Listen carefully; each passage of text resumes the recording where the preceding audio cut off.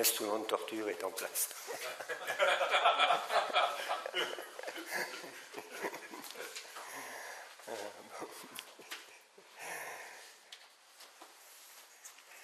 Voilà, alors j'ai eu quelques questions. Peut-être, je ne peux pas y répondre tout de suite, et de manière à pouvoir compléter un petit peu par ailleurs. Et puis aussi, on m'a montré un livre, là, je vous dirai un petit mot à ce propos. Alors, si vous voulez bien, ce matin, je voudrais qu'on fasse un petit parcours dans la parole de Dieu et quelle est la place du démon, du diable ou autre dans la parole de Dieu.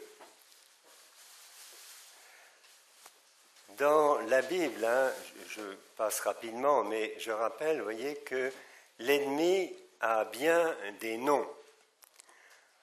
On parle de Satan, on parle du diabolos, diable en grec, on parle des démons, daimonos, ou des esprits, pneumata, on parle du mal, du malin, du mauvais, bon, je n'entre pas dans le détail. Autre appellation, le tentateur, dans le Nouveau Testament, le prince de ce monde, dans Saint Jean. Dans Saint Jean également, celui qui est homicide, le menteur, le père du mensonge. Dans les synoptiques, Belzéboul, le prince des démons. Dans Saint Paul, Bélial ou Béliard, le vaurien. Il y a également le dragon rouge feu d'Apocalypse 12.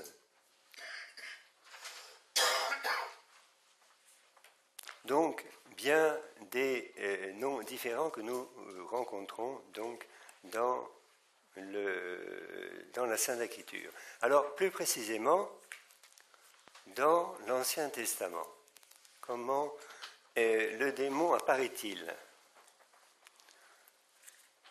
Eh bien, il apparaît très vite. Il apparaît très vite, puisque dès le chapitre 3 du livre de la Genèse, nous le voyons à l'œuvre. Le serpent était le plus rusé de tous les animaux des champs que le Seigneur Dieu avait fait. Il dit à la femme, « Alors Dieu a dit, vous ne mangerez pas de tous les arbres du jardin ?» La femme répondit au serpent, « Nous pouvons manger du fruit des arbres du jardin, mais du fruit de l'arbre qui est au milieu du jardin, Dieu a dit, vous n'en mangerez pas, vous n'y toucherez pas, sous peine de mort. » Le serpent répliqua à la femme, « Mais pas du tout, vous ne mourrez pas. » Premier mensonge. « Mais Dieu sait que le jour où vous en mangerez, vos yeux s'ouvriront et vous serez comme des dieux qui connaissent le bien et le mal. » Vous voyez, la séduction, l'attrait de la connaissance, le mensonge. Cet attrait de la connaissance, on le retrouve dans toutes les sectes, en particulier dans la franc-maçonnerie, où on est sauvé, non pas par l'amour, mais par la connaissance. Et non, on n'est pas sauvé par la connaissance, bien qu'elle soit importante, mais on est sauvé par l'amour. Voilà. Donc, Genèse 3, Zacharie 3, 2. Alors, je vous donne les références, et puis, si vous voulez, pour vous-même, un peu plus tard, c'est bon de refaire un petit peu ce parcours, d'autant que dans l'Ancien Testament, il est assez bref. Dans Zacharie 3, 2, « Il me fit voir Josué, le grand prêtre, Satan était debout à sa droite pour l'accuser. » Une vision de Josué le grand prêtre avec Satan à sa droite en train de l'accuser. Vous voyez l'accusateur de nos frères, déjà, qu'on retrouve dans Apocalypse 12.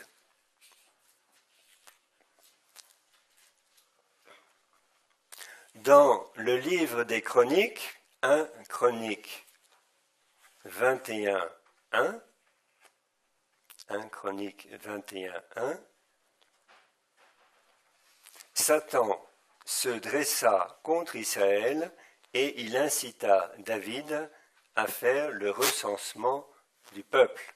Vous voyez, Satan distille son esprit d'orgueil dans le cœur de David pour recenser le peuple et qu'il se rende compte qu'il a affaire à un peuple nombreux, etc. etc.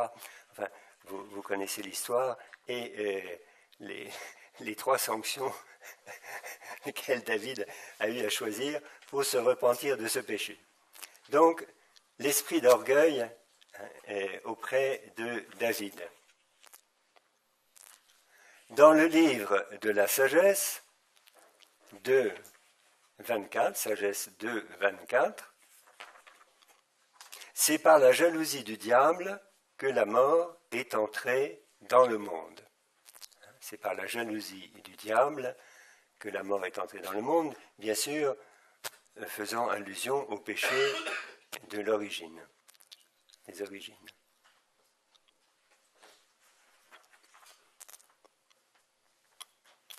Alors, je mets un petit peu, merci beaucoup mon frère, je mets un petit peu à part les livres de Job et de Tobie, à cause de leur genre littéraire, mais il faut quand même les signaler, puisque tout au début, merci. Elle est toute fraîche? Ah oui. Ça va. Puisque tout au début du livre de Job, le Satan demande à Dieu de tenter Job. Et puis, dans le livre de Tobie, nous voyons apparaître ce redoutable démon, Asmodée, qui va provoquer la mort des époux successifs de la fille de Raguel. Asmodée, je l'ai rencontré, mais alors plutôt sous l'aspect de l'esprit d'impureté.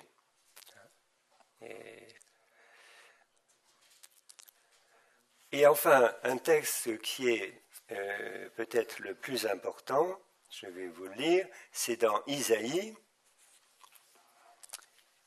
14, 12, 20.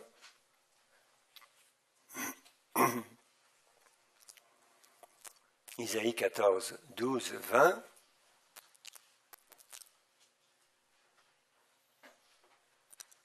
Comment es-tu tombé des cieux, astre du matin, fils de l'aurore? La splendeur naturelle de Lucifer. Comment as-tu été jeté par terre, toi qui dominais toutes les nations? Toi qui disais en ton cœur, j'escaladerai les cieux. Par-dessus les étoiles de Dieu, j'érigerai mon trône. Je siégerai sur la montagne de l'assemblée dans les profondeurs du nord. Je monterai au sommet des nuages, je ressemblerai au Très-Haut. Je ressemblerai au Très-Haut. Comment te voilà tombé au Sheol dans les profondeurs de l'abîme?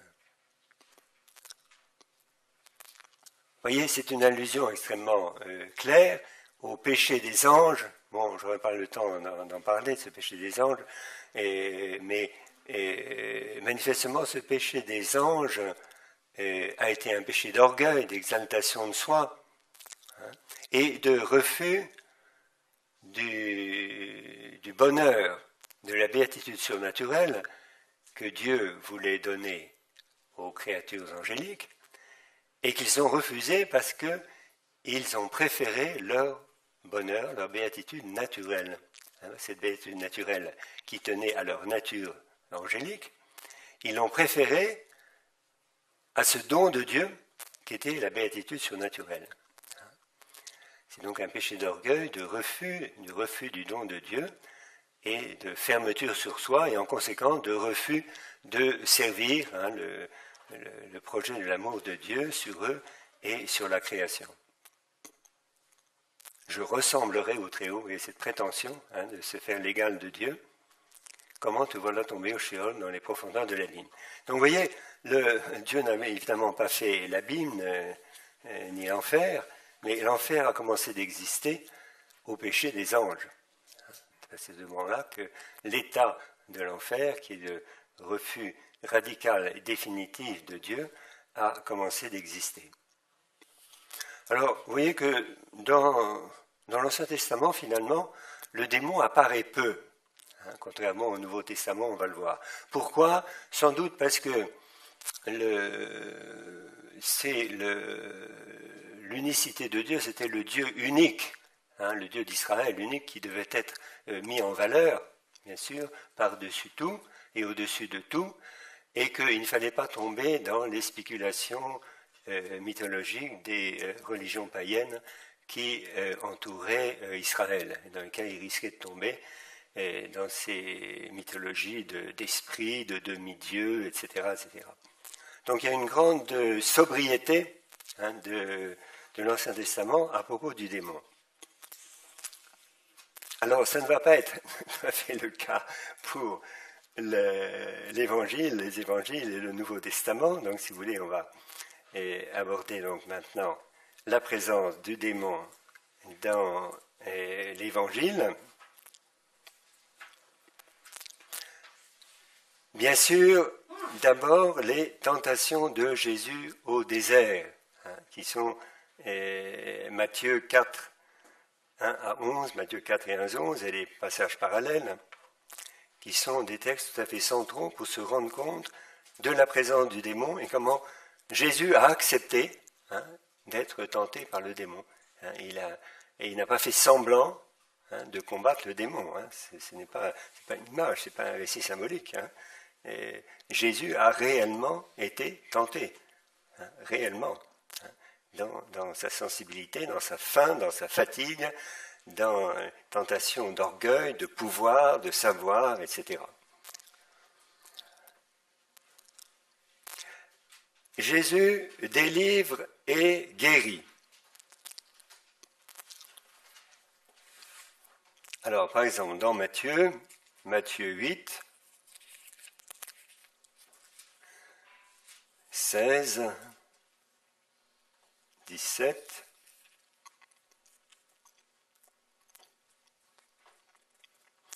Le soir venu, on lui amena beaucoup de possédés. Par sa parole, il en chassa les esprits et guérit tous ceux qui étaient malades. Ainsi devait s'accomplir l'oracle du prophète Isaïe. Il a pris nos infirmités, il s'est chargé de nos maladies. Toujours dans Matthieu, au chapitre suivant, Matthieu 9, 32, 33, il n'était pas plutôt sorti qu'on lui présenta un possédé muet. Le démon fut expulsé et le muet parla. Les foules émerveillées s'écriaient, jamais on n'a vu pareille chose en Israël. Mais les pharisiens disaient, c'est par le prince des démons qu'il expulse les démons. Et déjà les attaques des pharisiens.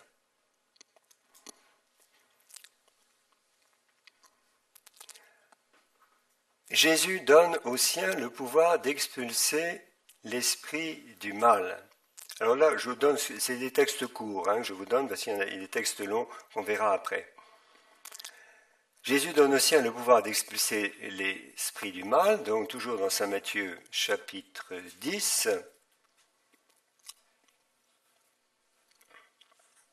versets 7 et 8.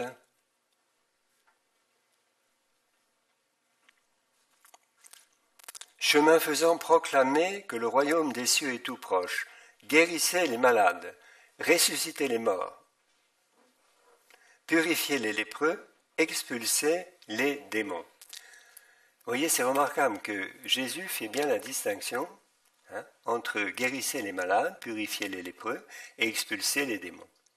Même si, chez certains cas, il y a très probablement à la fois la présence d'un lien maléfique et également une maladie présente. Donc, pour le même cas, on le voit bien dans le jeune garçon, le démoniaque épileptique, il y avait très probablement une pathologie d'épilepsie et également la présence d'un démon. On le verra un peu plus en détail.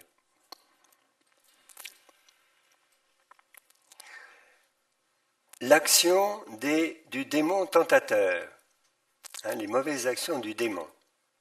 Par exemple, dans la parabole, toujours chez saint Matthieu, chapitre 13, le livret est du bon grain.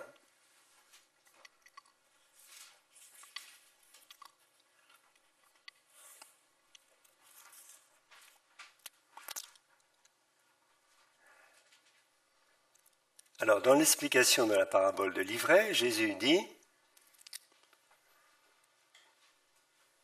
Celui qui sème le bon grain, c'est le Fils de l'homme. Le champ, c'est le monde. Le bon grain, ce sont les sujets du royaume. L'ivraie, ce sont les sujets du mauvais. L'ennemi qui la sème, c'est le diable. Et les moissonneurs, à la fin du monde, les moissonneurs, ce sont les anges, de même qu'on enlève l'ivraie, etc., qu'on la consume au feu. » De même, dans Matthieu 13, 3, 4, en revenant un petit peu en arrière, dans la parabole du semeur,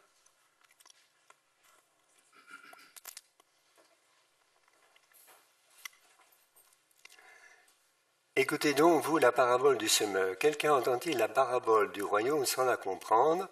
Arrive le mauvais, qui emporte ce qui a été semé dans le cœur de cet homme.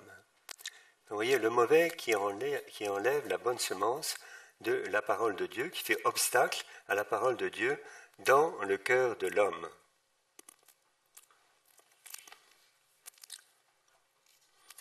Alors, un passage également, en revenant un petit peu en arrière, le retour dans Matthieu 12, 43, le retour offensif du démon.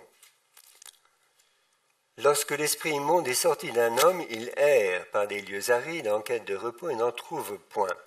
Alors il se dit, je vais retourner dans ma maison d'où je suis sorti.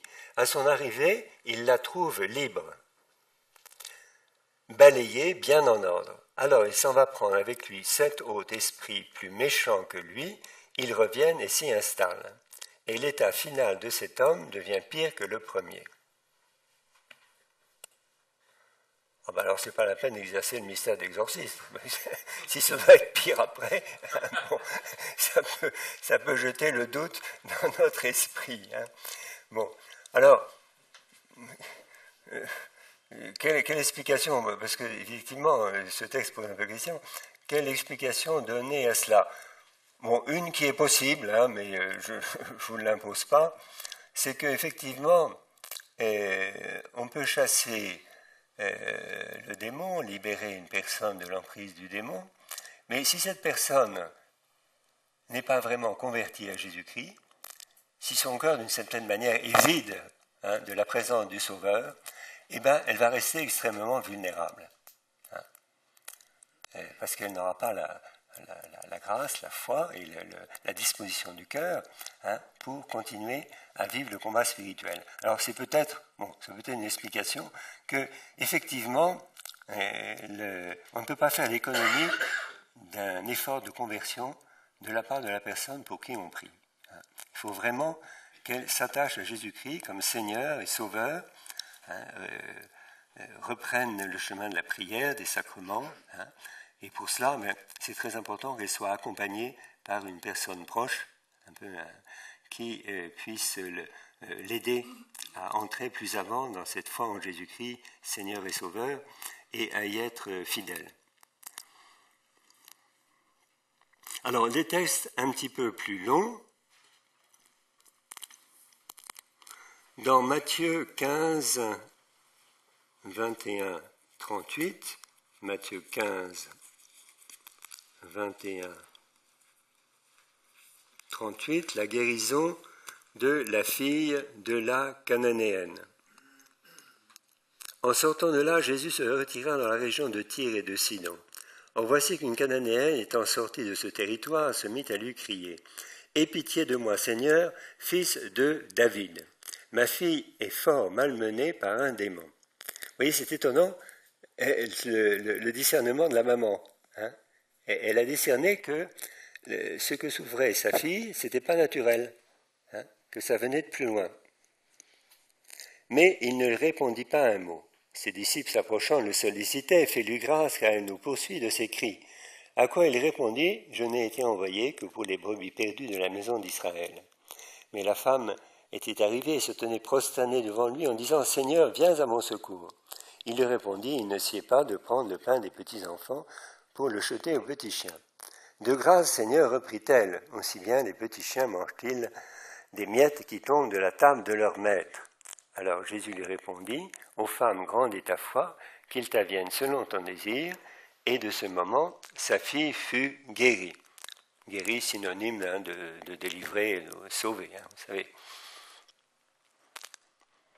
La femme dans Saint Luc, ça c'est un texte aussi qui est assez remarquable, dans Luc 13, 10, 17,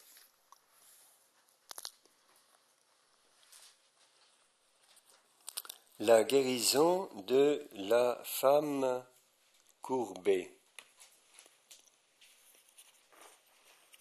Il enseignait dans une synagogue le jour du sabbat. Justement, il y avait là une femme possédée depuis 18 ans d'un esprit qui la rendait infirme. Donc vous voyez, on touche là du doigt que le démon peut provoquer des maladies physiques et bien sûr également des troubles psychiques ou mentaux. Mais il peut provoquer des maladies physiques. Moi, je suis frappé de rencontrer chez plusieurs personnes qui ont vécu des emprises maléfiques et qui souffrent de cette mystérieuse maladie qu'on appelle la fibromyalgie.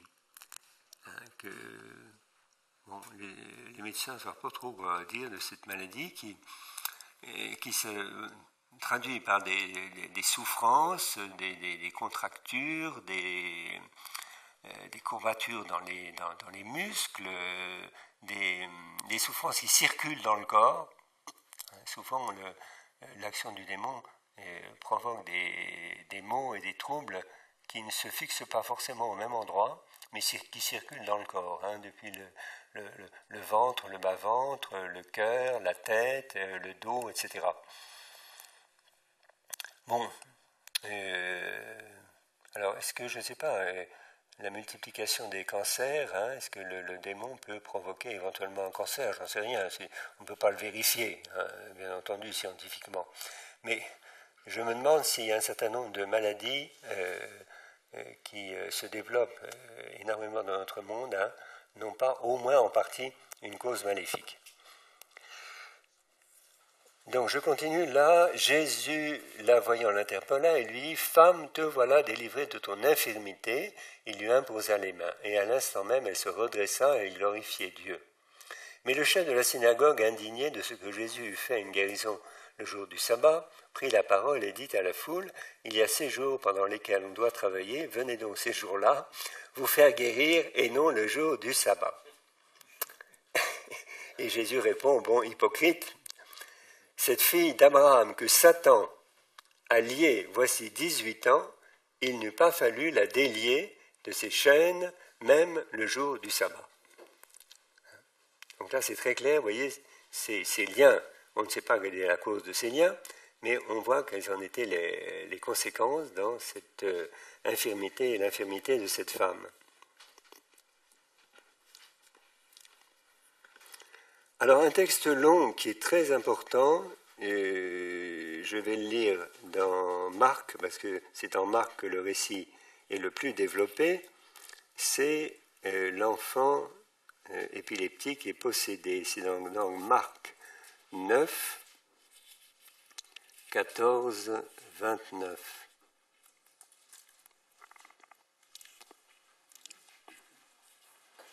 Marc 9, 14, 29. En rejoignant les disciples, ils virent une foule nombreuse qui les entourait et des scribes qui discutaient avec eux. Et aussitôt qu'elle aperçut Jésus, toute la foule fut stupéfaite et elle accourut pour le saluer. Jésus leur demanda, « De quoi disputez-vous entre vous ?» Quelqu'un de la foule lui dit, « Maître, je t'ai amené mon fils qui a un esprit muet. Quand il s'empare de lui, il le projette à terre, il écume, grince des dents et devient raide. J'ai demandé à tes disciples de l'expulser, ils n'ont pas été capables. » Engeance incrédule, leur répondit-il, jusqu'à quand serai-je parmi vous? Jusqu'à quand devrais-je vous supporter? Amenez-le-moi. Et ils lui amenèrent l'enfant.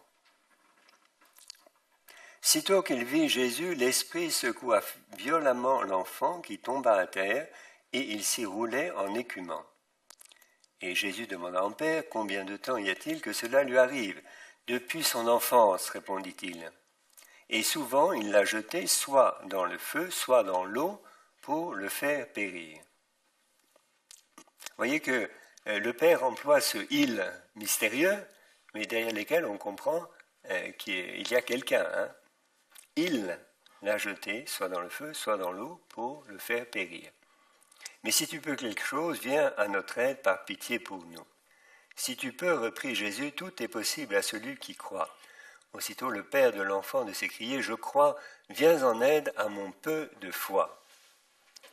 Jésus, voyant les gens qui affluaient, menaça l'esprit impur en lui disant, esprit muet et sourd, je te l'ordonne, sors de cet enfant et n'y rentre plus. Après avoir poussé des cris et l'avoir violemment secoué, l'esprit sortit et l'enfant devint comme mort, si bien que la plupart des gens disaient « Il a trépassé ».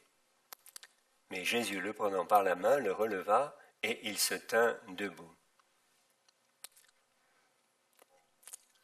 Quand il fut rentré à la maison, ses disciples lui demandèrent dans le privé « Pourquoi nous autres n'avons-nous pas pu l'expulser ?» Il leur répondit « Cette espèce-là ne peut sortir que par la prière. » Et certaines versions ajoutent « et par le jeûne ».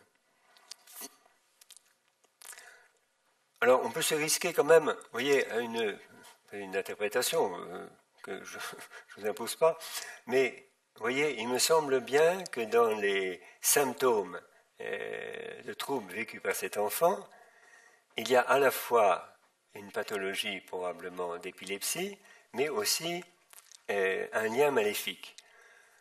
Quand l'enfant tombe par terre, écume, grince des dents et devient raide, bon, ça s'apparente quand même assez bien à une crise d'épilepsie. Je ne sais pas si vous en avez déjà vu, mais par contre, quand l'enfant tente de se jeter dans le feu ou dans l'eau, il est bien évident que ce n'est pas naturel. Un enfant, naturellement, à l'instinct de conservation, il ne va pas de lui-même se jeter dans le feu de la cheminée ou dans l'eau. Et là, on peut quand même discerner, il me semble, l'action maléfique.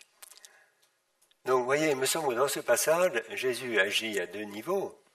Il agit pour guérir l'enfant de son épilepsie, très probablement, et il chasse le démon qui le possédait. D'ailleurs, ce n'est pas très précis, parce que le texte dit, là aussi il ne faut pas trop formaliser, parce qu'il est dit, Jésus menaça l'esprit impur, bon, et ensuite, esprit muet et sourd, je te l'ordonne, sors de lui. Donc il semble bien qu'effectivement, il y avait un esprit muet, en plus de ça, qui empêchait l'enfant de parler. Alors, quel âge avait cet enfant? Bon, on ne sait pas trop, mais peut-être était un enfant, peut-être, je ne sais pas, 8-10 ans, enfin, c'était peut-être un préadolescent.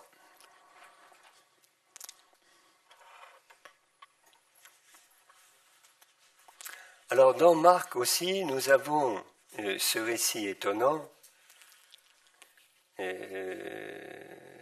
en Marc 5,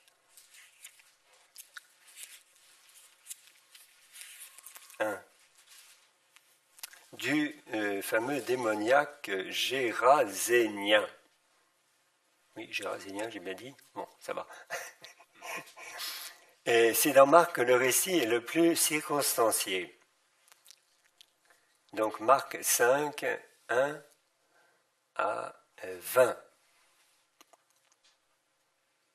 Ils arrivèrent de l'autre côté du lac, dans le pays des Géraséniens. Et aussitôt que Jésus eut débarqué, vint à sa rencontre, sortant des tombeaux, un homme possédé d'un esprit impur. Il avait sa demeure dans les tombeaux et personne ne pouvait plus le lier, même avec une chaîne, car souvent on l'avait lié avec des entraves, avec des chaînes, mais ils avaient rompu les chaînes et brisé les entraves. Vous voyez, c'est un des signes que donne le préambule du rituel des exorcismes, d'une force au-delà des capacités naturelles de la personne. Et c'est vrai que je l'ai rencontré. Et sans cesse, nuit et jour, il était dans les tombeaux et dans les montagnes, poussant des cris, se tailladant avec des cailloux. Ça aussi, c'est caractéristique d'une possession. Les scarifications, qui se blessent, qui se tailladent. Voyant Jésus de loin, il accourut, se prosterna devant lui et cria d'une voix forte, « Que me veux-tu, Jésus, fils du Dieu très haut?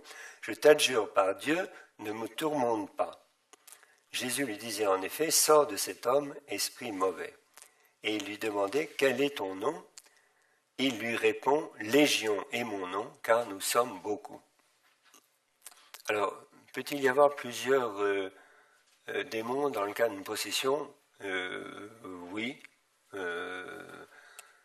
Voyons, j'ai rencontré là un homme là d'une quarantaine d'années qui n'était pas baptisé et qui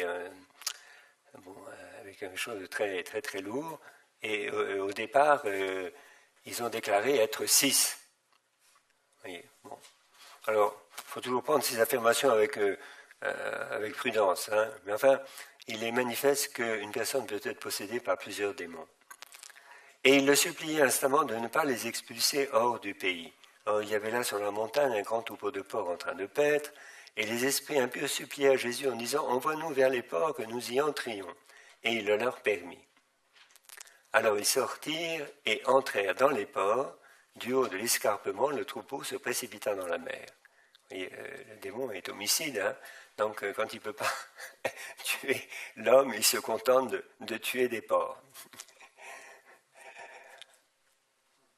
Leurs gardiens prirent la fuite et portèrent la nouvelle à la ville et dans les fermes, et les gens vinrent pour voir ce qui s'était passé.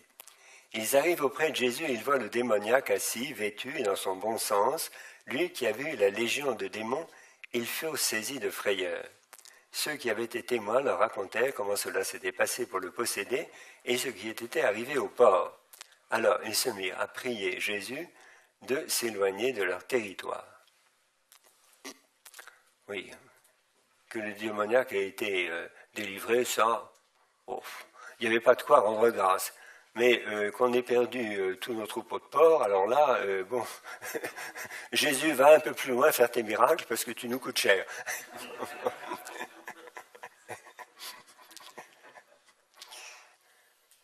Comme il montait en barque, l'homme qui avait été possédé lui demandait de rester en sa compagnie. Il ne lui accorda pas, mais il lui dit « Va chez toi auprès des tiens et annonce-leur tout ce que le Seigneur a fait pour toi dans sa miséricorde. » Vous voyez, c'est très beau, le témoignage demandé à celui qui a été libéré. Il s'en alla donc et se mit à publier dans la Décapole tout ce que Jésus avait fait pour lui, et tout le monde était dans l'admiration.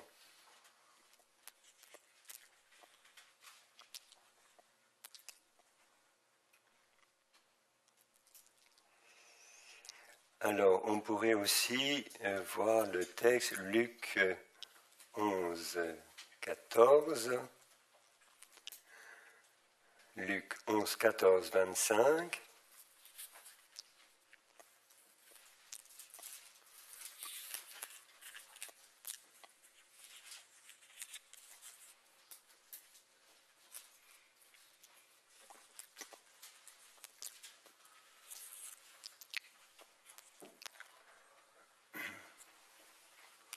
Jésus expulsait un démon muet. Le démon sortit, le muet parla, et les foules furent dans l'admiration. Mais certains d'entre eux dirent, c'est par Belzéboul, le prince des démons, qu'il expulse les démons. D'autres, pour le mettre à l'épreuve, réclamaient de lui un signe venant du ciel. Mais lui, connaissant leurs pensées, leur dit, tout royaume divisé contre lui-même court à la ruine, et ses maisons croulent l'une sur l'autre. Si donc Satan s'est lui aussi divisé contre lui-même, comment son royaume se maintiendrait-il? Puisque vous dites que c'est par Belzéboul que j'expulse les démons, or si moi, c'est par Belzéboul que j'expulse les démons, par qui vos adeptes les expulsent-ils? Aussi bien seront-ils eux-mêmes vos juges. Mais si c'est par le doigt de Dieu que j'expulse les démons, c'est qu'alors le royaume de Dieu est arrivé pour vous. Le doigt de Dieu, l'Esprit Saint. Quand un homme fort et bien armé garde son palais, ses biens sont en sûreté, mais qu'un plus fort survienne et le batte, il lui enlève l'armure en laquelle il se confiait, et il distribue ses dépouilles. Donc bien sûr le plus fort, c'est le Christ vainqueur de tout mal et des créatures maléfiques.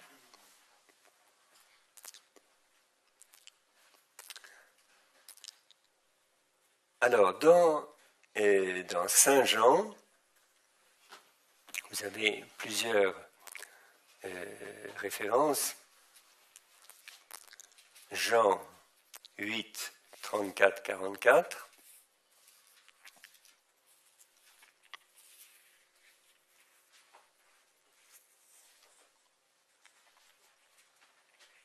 Alors, c'est tout le discours de Jésus sur le péché.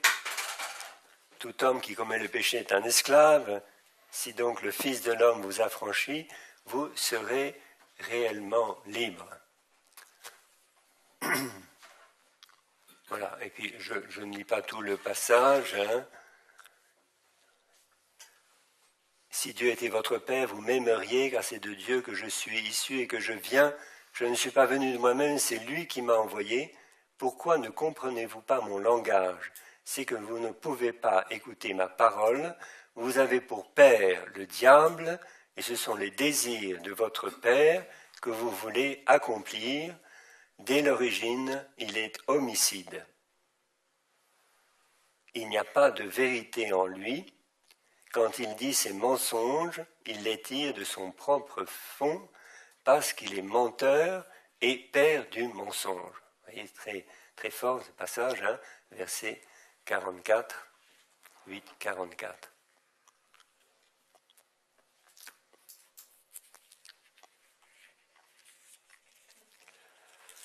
Douze, 31. Donc c'est le passage de l'entrée messianique de Jésus à Jérusalem.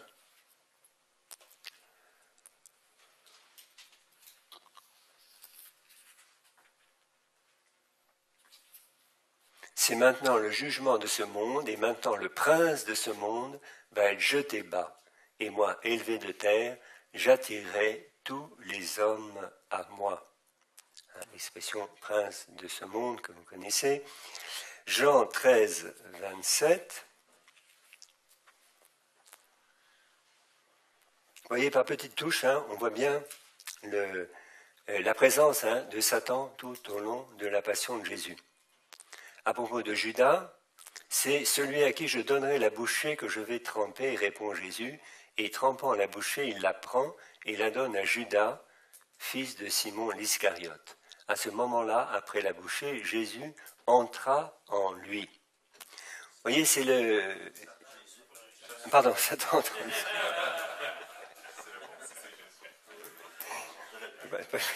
Excusez-moi. Satan entra en lui. Bon, c'est... Oui, remarquez, c'est pas complètement faux, mais enfin bon. Satan entra en lui. Je crois que c'est... j'ai pas fait de recherche, moi, vous savez, je ne suis pas un exégète accompli, et je n'ai pas fait de recherche dans les termes grecs, mais je crois que c'est le seul passage où l'expression suggère qu'il y a comme une espèce d'incarnation, de présence, d'inhabitation du Satan dans l'intimité du corps de l'homme, en l'occurrence de Judas. Bon, enfin, il faudrait faire une recherche plus approfondie, mais c'est certainement une expression là qui est remarquablement forte, expressive. Alors, on a été à 13, 27, 14, 30. Je ne m'en entretiendrai plus avec vous, car le prince de ce monde vient. Contre moi, il ne peut rien, mais il faut que le monde sache que j'aime le Père et que j'agis comme le Père me l'a ordonné. Dans le grand discours, donc, après la scène, chapitre 16, 11, le Paraclet viendra, hein, il confondra le monde en matière de péché, de justice, de jugement, parce que le prince de ce monde est condamné. Enfin, 17, 15, encore. Je ne te prie pas de les retirer du monde, mais de les garder du mauvais. Le prince de ce monde, le mauvais. Dans la première épître de Jean, 1 Jean 3, 8, « 1 Jean 3, 8, « Celui qui commet le péché est du diable, car le diable est pécheur dès l'origine. Et c'est pour détruire les œuvres du diable que le Fils de Dieu est apparu. » Vous voyez, c'est fort, hein, cette parole. Bon, bien sûr, c'est pas uniquement pour détruire les œuvres du diable, hein, c'est pour nous apporter la libération et le salut, et la vie éternelle. Mais comment une des conditions, mais c'était la destruction, hein, de ces œuvres du diable. Hein. Il nous a arrachés à l'empire des ténèbres pour nous placer dans le royaume de son Fils bien-aimé, hein, dit saint Paul. C'est pour détruire les œuvres du diable que le Fils de Dieu est apparu. Et toujours 1 Jean 5, 18, 19.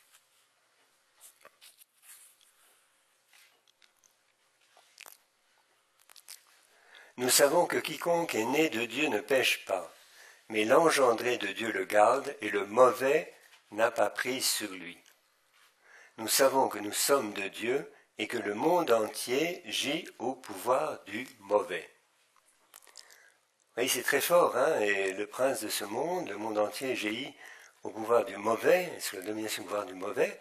C'est quand même impressionnant, hein, de penser qu'effectivement, hein, la création, eh ben, elle est plus ou moins massivement, hein, sous l'empire des puissants des ténèbres.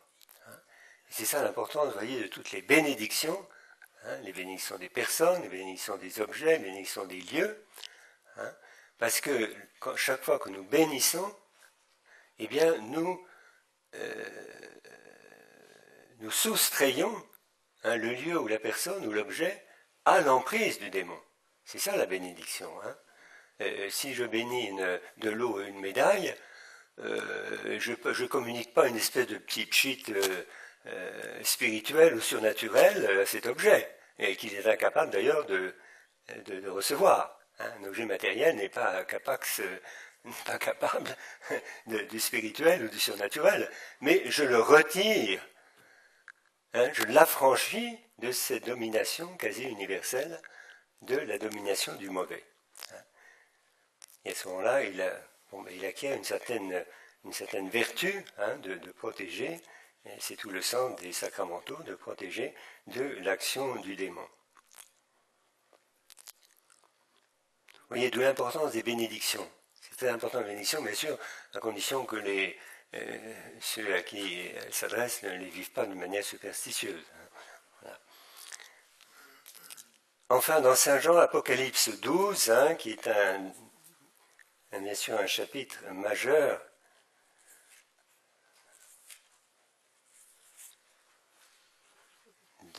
du Nouveau Testament, un signe grandiose apparut au ciel, c'est une femme. Le soleil l'enveloppe, la lune est sous ses pieds et 12 étoiles couronnent sa tête.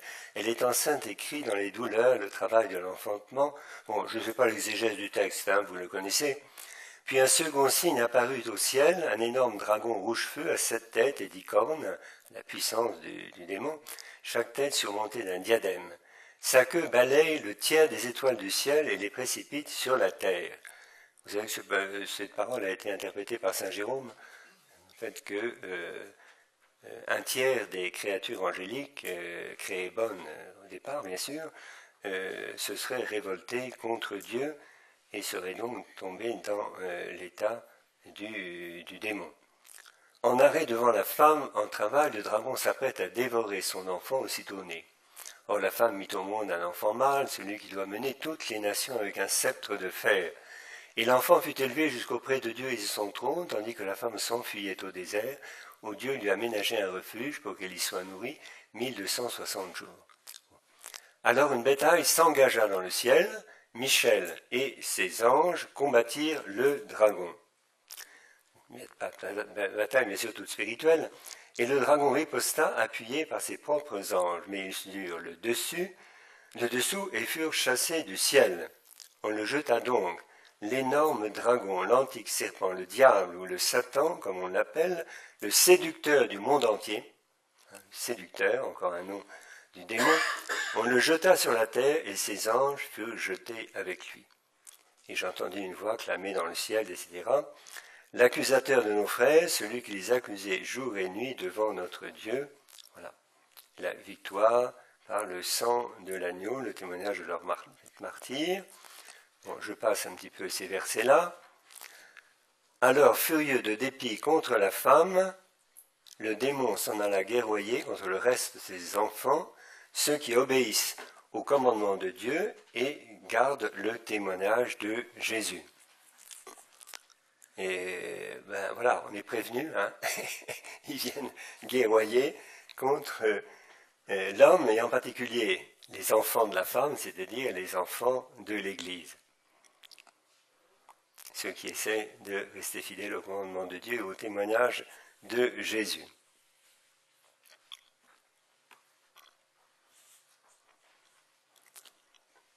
Ça va, je vous saoule pas trop là? Bon, on peut continuer un peu.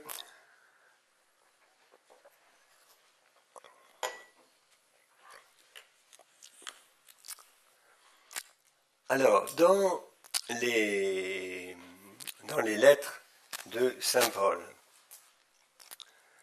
il y a de très nombreux passages. Le principal, c'est dans Éphésiens 6, que certainement vous avez repéré. Éphésiens 6, le combat spirituel, versets au moins 12 à 17. Ce n'est pas contre des adversaires de chair et de sang que nous avons à lutter, mais contre les principautés, contre les puissances, contre les régisseurs de ce monde de ténèbres, contre les esprits du mal qui habitent les espaces célestes. Vous voyez là, Paul met bien le doigt, hein. Notre combat, c'est d'abord contre ces puissances-là que nous avons à le mener. C'est pour cela qu'il vous faut endosser l'armure de Dieu, afin qu'au jour mauvais vous puissiez résister, et après avoir tout mis en œuvre, restez ferme. Tenez-vous donc debout, avec la vérité pour ceinture, la justice pour cuirasse, et pour chaussure le zèle à propager l'évangile de la paix. C'est beau ces images, hein? Ayez toujours en main le bouclier de la foi, grâce auquel vous pourrez éteindre tous les traits enflammés du mauvais. Hein, il est désigné explicitement, hein, tous les traits enflammés du mauvais.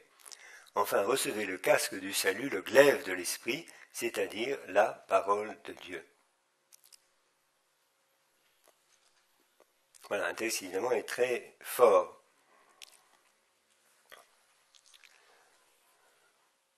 Alors, dans 2 Thessaloniciens, un peu plus loin,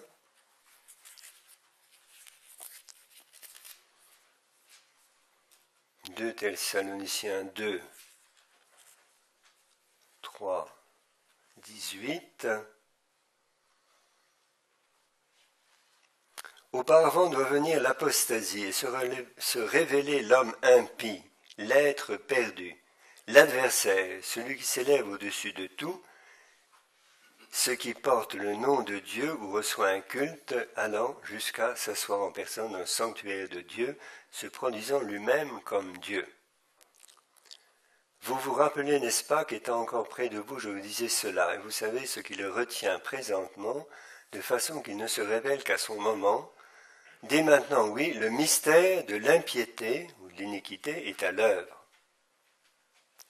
Mais que seulement celui qui le retient soit d'abord écarté, alors l'impie se révélera, et le Seigneur le fera disparaître par le souffle de sa bouche, l'anéantira par le resplendissement de sa venue. Vous voyez ce passage qui fait allusion probablement à l'Antichrist. Enfin, on peut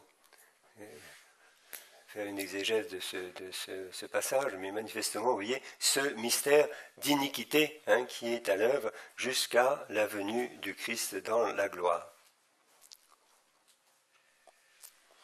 Et puis, donc, dans la deuxième lettre, chapitre 3, 6, « Mais le Seigneur est fidèle, il vous affermira et vous gardera du mauvais. » 3. Et un petit peu plus loin,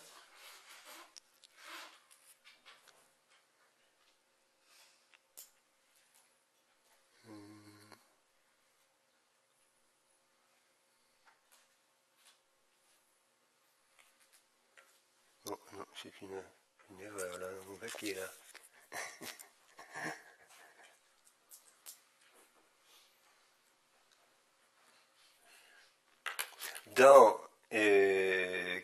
Dans Colossiens 2,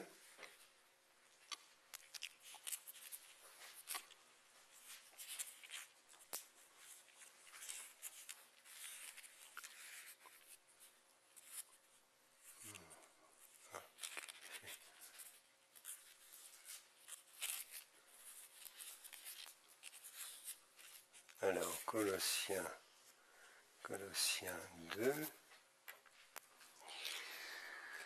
8, 9. Colossiens 2, 8, 9. Oui, alors. Tiens, pourquoi est-ce que j'ai mis ça? Non, c'est plutôt. Non, c'est Colossiens 2, 15. Il a dépouillé les principautés et les puissances et les a donnés en spectacle à la face du monde en les traînant dans son cortège triomphal. Donc ces principautés et ces puissances sont manifestement les puissances démoniaques.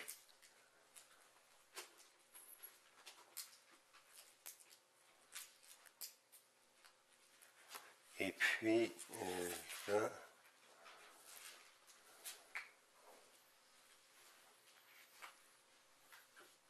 non.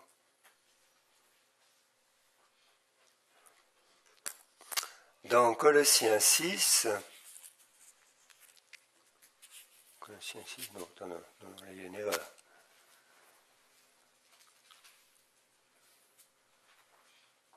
Non, excusez-moi, une erreur là. Dans 2 Corinthiens, la deuxième aux Corinthiens, 11. Alors, 2 Corinthiens 11. Oui, à partir du verset 12. De 12 à 14. Donc, 2 Corinthiens 11, 12, 14. Et ce que je fais, je continuerai de le faire afin d'enlever tout prétexte à ceux qui en voudraient bien un, pour être trouvés nos pareils sur le point où ils se vantent. Bon, une allusion au combat de ceux qui essaient de diviser la communauté de Corinthe. Car ces gens-là sont de faux apôtres, des ouvriers perfides qui se déguisent en apôtres du Christ. Et rien d'étonnant à cela, Satan lui-même se déguise bien en ange de lumière. Satan lui-même se déguise bien en ange de lumière. Oui, ça.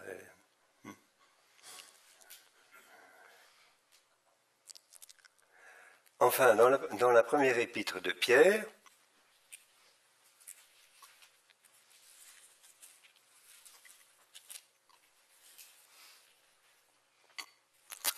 alors, 1 Pierre 5, 6 et suivant, 1 Pierre 5, 6, humiliez-vous donc sous la puissante main de Dieu pour qu'il vous élève au bon moment. De toute votre inquiétude, déchargez-vous sur lui, car il a soin de vous. Soyez sobre, veillez. Votre parti adverse, le diable, comme un lion rugissant, rôde, cherchant qui dévorer. Résistez-lui ferme dans la foi, sachant que c'est le même genre de souffrance que la communauté des frères répandue dans le monde supporte. Et là, Pierre fait clairement allusion au fait que bien des souffrances viennent dans les communautés de cette action du démon.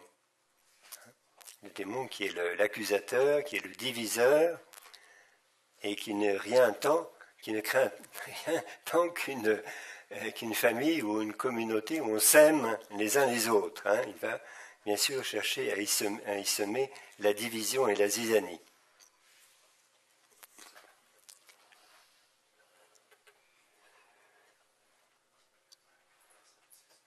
Voilà à peu près. Alors on pourrait noter aussi dans les Évangiles là, l'allusion à Marie-Madeleine. Marie-Madeleine nous est chère dans le diocèse de Fréjus-Toulon, puisque la tradition dit qu'elle a séjourné à la grotte de la Sainte-Baume. Peut-être certains d'entre vous ont visité. C'est un lieu très, très, très beau, très émouvant. Oui. Et c'est donc dans Luc 8, 2.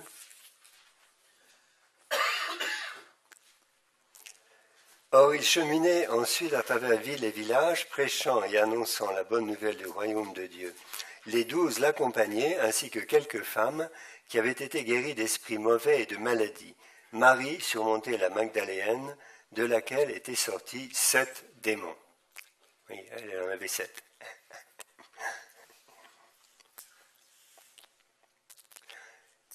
Et je termine par l'envoi en mission, ça c'est très important, dans Marc, la finale de Marc.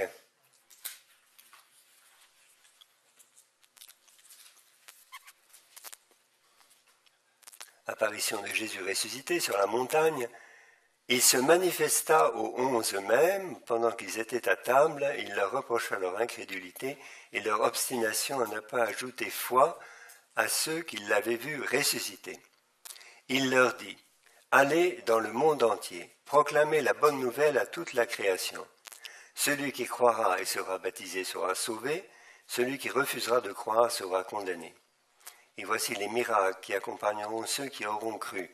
Par mon nom, ils chasseront les démons.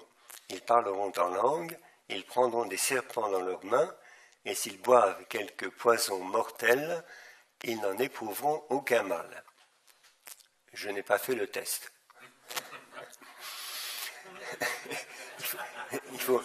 Il faut pas tenter Dieu.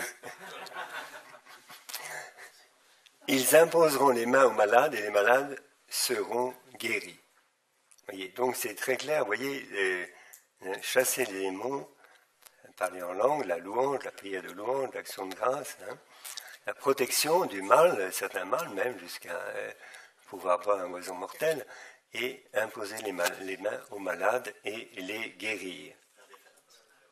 Alors, c'est dans Marc, chapitre 16, à partir du verset 14, donc 14 à 18.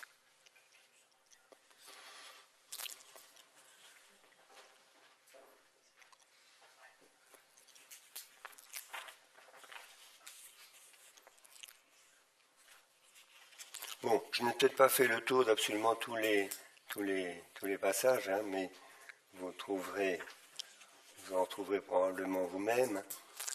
Et je vois qu'il est presque l'heure. Je ne vais pas vous.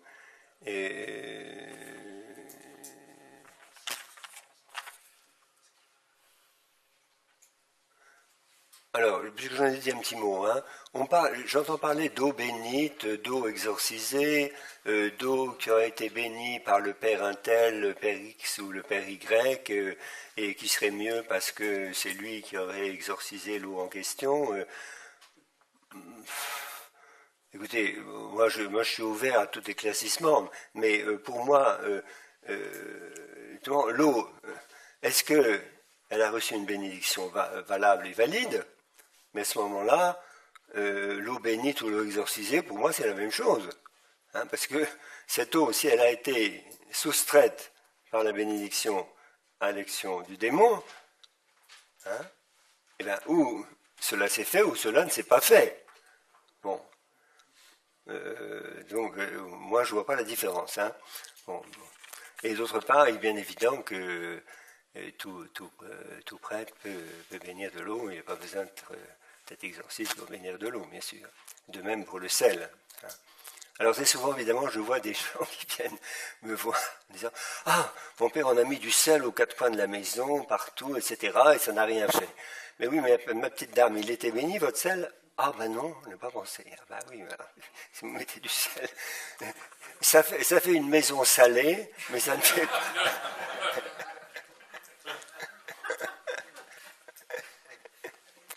C'est comme la petite dame disait « Ah mon père, est-ce que je peux baptiser mon chien ?» Bon. Alors, bon. Ben, si vous baptisez votre chien, ça fera un chien mouillé, c'est tout. Ça ne fera pas un chien baptisé. Bon. Bon. Alors, est-ce que des objets peuvent être maléficiés? Je ne sais pas, j'ai entendu dire, là, quelqu'un m'a dit, certains prêtres disent à des personnes, enlever ses bijoux, enlever ses breloques, ses boucles d'oreilles, etc. Bon, il faut faire des distinctions. Hein. Si ces objets représentent ou sont symboliques d'une puissance du mal, bon, des boucs, des étoiles de David renversées, des croix renversées à l'envers, une croix qui est assez répandue là, et avec une espèce d'anneau là au-dessus, qui est en fait un symbole païen égyptien, hein, qu'il ne faut pas confondre avec la croix du Christ. Bon, il est bien évident qu'il ne vaut mieux pas porter ce genre de choses, hein, évidemment. Bon, donc il vaut mieux les enlever et puis les remplacer par des croix et des médailles catholiques, enfin, bon, des symboles chrétiens. Bon. Est-ce que des objets peuvent être maléficiés? Bon, là, il faut faire attention parce que ce n'est pas impossible. Hein. Des maléfices, c'est-à-dire des actions provoquées contre une personne par la magie ou la sorcellerie, peuvent passer par l'intermédiaire de boissons ou de nourriture maléficiées.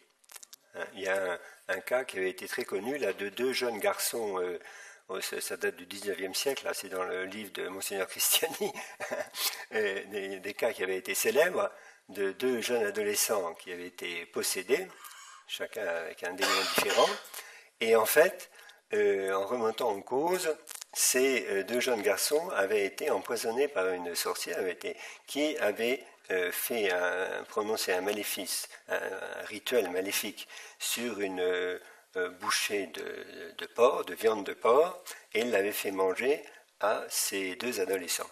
Et le maléfice était passé par cette nourriture. Bon, donc attention, objets maléficiés, oui, ils peuvent éventuellement être porteurs d'une action maléfique, malveillante. Hein. Bon, est-ce que d'autres objets peuvent être maléficiés? Moi, j'en ai pas eu vraiment d'exemple. Hein. Il faut être prudent. De toute façon, si on a des doutes, hein, il suffit de bénir l'objet en question. Voilà. Hein. Si lui-même n'est pas représentatif symboliquement d'une puissance du mal. Alors, est-ce que les médailles de la Sainte Vierge qui ont 13 étoiles au lieu de 12, est-ce qu'elles sont pas dangereuses?